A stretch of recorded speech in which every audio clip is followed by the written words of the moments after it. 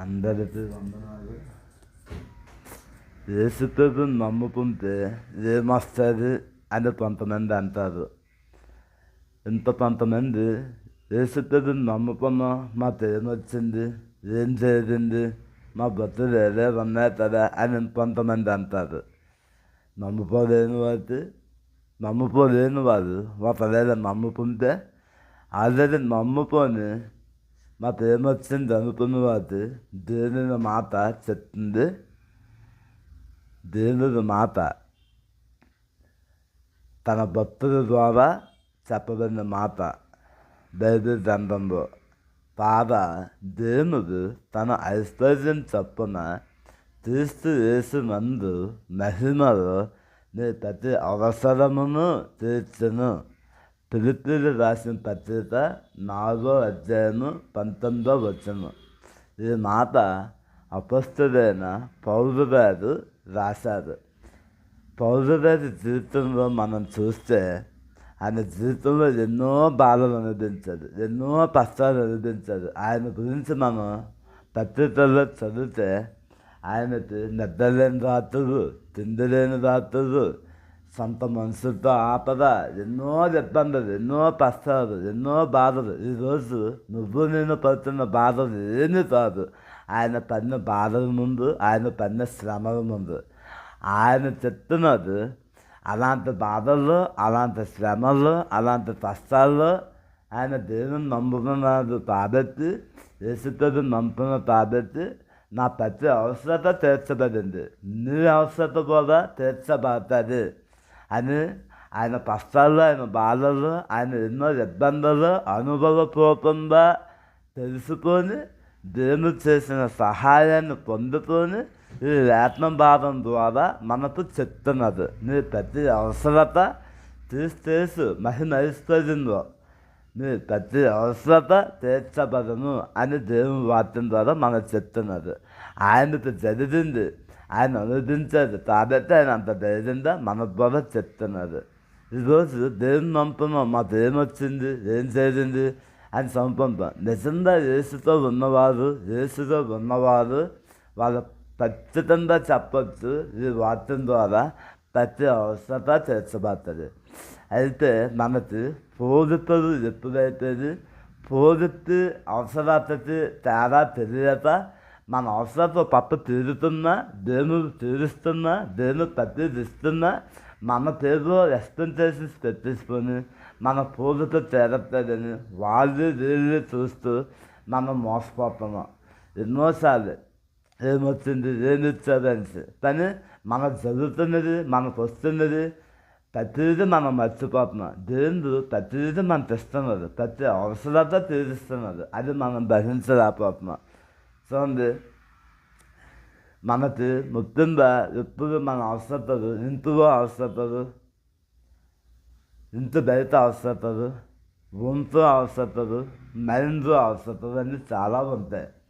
మనం ఇంట్లో అవసరతలు తిండి అని, అలాగే బట్టలని, ఇప్పుడు గ్యాస్ అని, ఇలా ఇంట్లో కావాల్సిన ప్రతిదీ మనకి సమకూరుస్తున్నా, దేవుడు మనకి ఇస్తున్నా, కానీ మనం గ్రహించలేకపోతున్నాం. ఇంత ఏదో లేదు, ఇంత ఏదో ఇవ్వలేదు అని మనప్పుడు మన ఇంట్లో పెద్ద అవసరత తీరుస్తున్న దేవుడు ఆయన నమ్ముతున్న లొప్పులు ఆయన విడిచిపెట్టదు.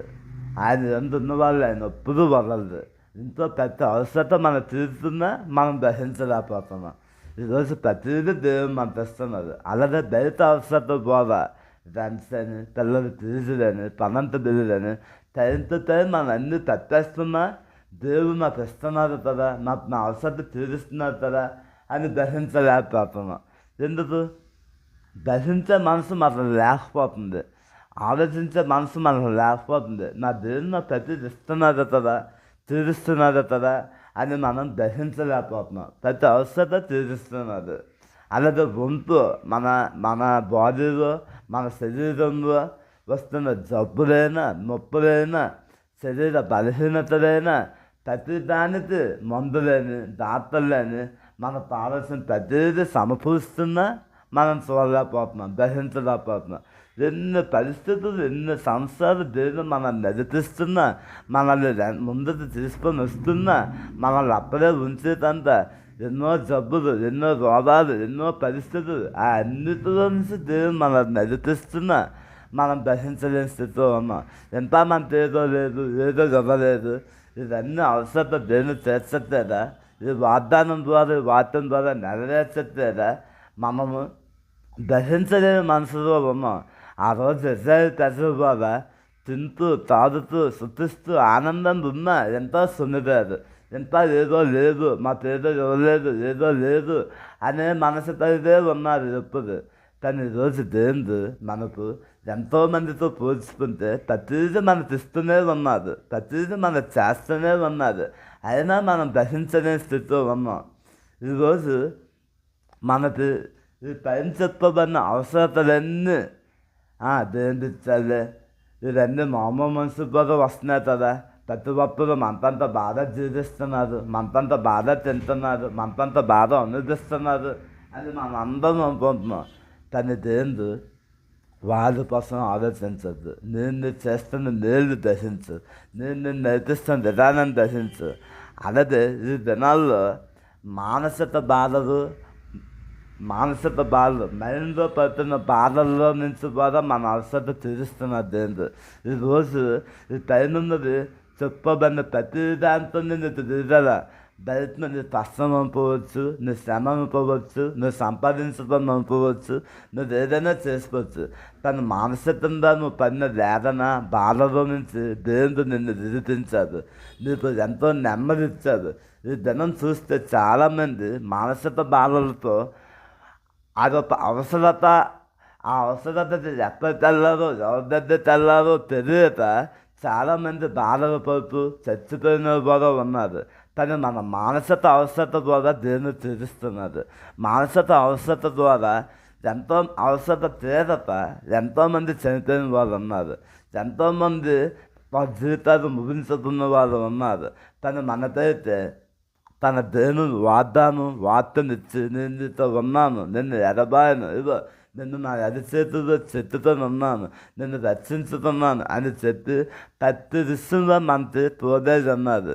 చూడండి, మొన్న ఎంత ఎగ్జామ్స్ ఫెయిల్ అవుతారని చెప్పి ఒక 10 మందో 12 మంది పిల్లలు ఆత్మహత్య చేసుకున్నారు తెలంగాణలో. ఎంత దురదృష్టకరం. వాళ్ళ మానసిక అవసరత తీర్చిన వాళ్ళు ఎవరు? వాళ్ళ ఆ బాధల్లో వెళ్ళి ఎవరితో చెప్పలేపారు. వాళ్ళకి ఆ బోధ లేదు, ఆ ధైర్యం లేదు. ఈరోజు మనకైతే దేవుడు ఆ ధైర్యాన్ని ఇస్తున్నారు, ఆ భరోసా ఇస్తున్నారు. ఎన్నో శ్రమలు, ఎన్నో ఇబ్బందులు, మానసికంగా ఎంతో నలిగిపోయినప్పుడు ఆయన వార్తను తగ్గితే, ఆయన సన్నిధానానికి మనం వెళ్ళినప్పుడు ప్రతి దాని ద్వారా మనకి బలపరుస్తున్నారు, స్థిరపరుస్తున్నారు. ఈరోజు ఎంతోమంది మన కళ్ళ ముందు విరిగితే సూపర్ లైఫ్ అని అనుకున్న వారు కూడా తెల్లారితే మాయమైపోతున్నారు. ఎందుకంటే చెప్పుకోలేని బాధలు ఎన్నో ఉన్నాయి. ఈ వార్త తింటున్నా నువ్వు కూడా చెప్పుకోలేని బాధలో ఏమైనా ఉన్నావా? ఎలాంటి ఇబ్బందులు ఏమైనా ఉన్నావా? నీకు ఎంతో బాధ అనుభవిస్తున్నాను, నేను చెప్పుకోలేకపోతున్నాను, నా యొక్క ఇబ్బంది నేను అవుతే చెప్పుకోలేను అనేటట్టు నువ్వు ఉన్నావా? ఇదిగో నీ అవసరత తీర్చే దేవుడు ఉన్నారు. నీ ప్రతి అవసరత, నీ మానసిక పరిస్థితి అవసరత కూడా తీర్చులో తీర్చలేదు. ఆయన ప్రతిదీ అనుదించే దేవుడు. ఈ భూమి మీద బతికినప్పుడు ఆయన కూడా ప్రతిదీ అనుదించి మనలాగే శోధింపబడి ప్రతి దాని నుంచి విడుదల పొందుతున్న దేవుడు. ఆ దేవుడు చెప్తున్నాడు, ఎలాంటి పరిస్థితి అయినా, ఎలాంటి అవసరత అయినా నేను తీరుస్తాను, నా దగ్గర రా. కాబట్టి ఇంత అవుతున్నా ఎలాంటి పరిస్థితుల్లో అవసరత తీరాలన్నా, అవసరత తీరుతున్న నీవు దహించు, దేవుడు చేస్తున్నాడని. అవసరత తీరలేదు, నా అవసరతతో నేను ఉన్నాను, నా అవసరత తీరాలి అనుకుంటే దేవుడు తెలుస్తున్నారు, నేను ప్రతి అవసరత తీరుస్తానని చెప్తున్నారు. వద్దానా? ఆయన దగ్గరికి వద్దానా? నీ దగ్గర ఎలాంటి అవసరత అయినా ఆయన లేఖనం బాధాన్ని తెలుసు, ఆయన బైబిల్ తెలుసు, ఆయనతో సావాసం తెలుసు, ఆయనతో ఉండు, ఆయనలో ఉండు, నీ ప్రతి అవసరత తీరుస్తారు. క్రీస్తుతో ఉన్న వారికి ఏది లోటేజ్ ఉండదు, ఏది తప్పులేదు ఉండదు. వారు ఎప్పుడు ఆనందంగా, ఉత్సాహంగా, సంతోషంగా జీవిస్తారు. అలాంటి ఆనందాన్ని మనందరికీ దేవుని తెచ్చిన తర్వాత ప్రార్థించేద్దాం. ప్రభా నువ్వు చేసిన ప్రతి నేరులకు నీకు వందనాలు చెల్లించుకుంటూ నా ప్రతి అవసరతను తీరుస్తున్నందుకు నీకు వందనాలు చెల్లించుకుంటూ వేసినాము వెలుస్తున్నాం తండ్రి ఆమె.